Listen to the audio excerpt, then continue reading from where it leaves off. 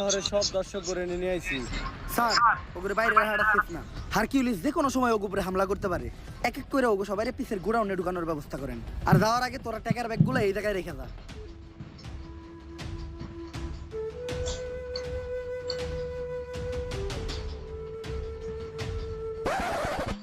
Sir বাইরে তো আমরা আছি, ওখানে ভিতর থেকে সেফটি দেওয়ার লেগেও কাউরে দরকার। আর যেটা আমাকে মতো পাতি পুলিশ অফিসার দিয়ে হইব না, আপনার মতো সাহসী আর যোগ্য একজনের দরকার।